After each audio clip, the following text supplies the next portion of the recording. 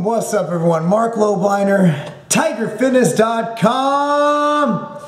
Since I did a video this morning on BBC genetics, I think that makes me the expert on BBC.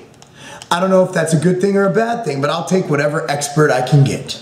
Anyway, check it out. This comes from my man, Philip. Hey, Mark, quick question. Is there any way for a black man to get some big calves? We got these high insertions, which are good for athletics, but not so much bodybuilding. I train them 3 times a week, but they don't grow. Am I doomed? Any tips? Appreciate it if you could answer.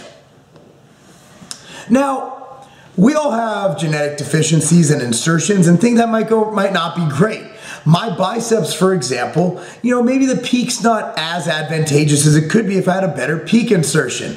My glutes are inserted pretty well. My calves, like a black guy's calves, are inserted high. However, a black guy's, Ronnie Coleman's are not inserted high. I'm saying it's no Johnny Jackson, okay? The guy's got the strongest legs in bodybuilding, yet his calves are like this. There are some genetic anomalies and deficiencies that we need to work with, okay? My thing is, when I started training, my lats were a weak point. Now they're probably the strongest part of my body and the part that when I compete, people are like, holy shit, that guy's got big fucking lats.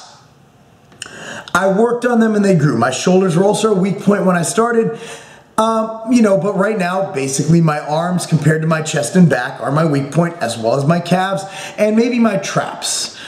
You do what you can. We're not all created perfectly in the eyes of the beholder. We are all not created symmetrically, and we're not created with our God-given gifts. However, you look at someone like Johnny Jackson, yeah, he has small calves. However, he has great upper body, great quads.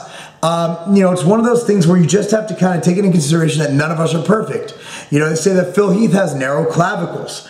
All you can do is train the shit out of them. You're not going to fix your insertion. My bicep will not change shape. It's going to be shaped just like this for the rest of my life. What I can do is make it bigger all over and exaggerate the shape I already have. You're doing it right. You're training calves 3 times a week. How do you increase the size of your deficiencies? Train them more often, okay? I like training my arms 3 to 4 days a week right now, and I've noticed at least probably, I don't measure it, I've probably gained from what I can tell a ½ inch to an inch on my arm since my show in April, okay?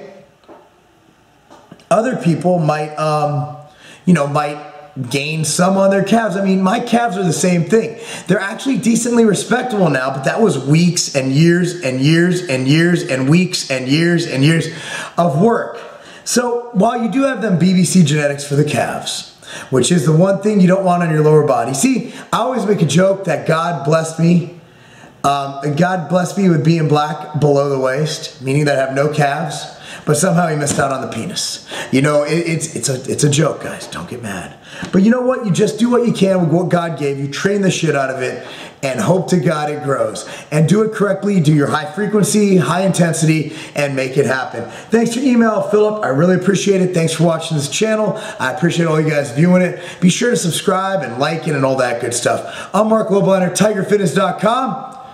Because having everything big below the waist, except for your BBC calves, that's not a game.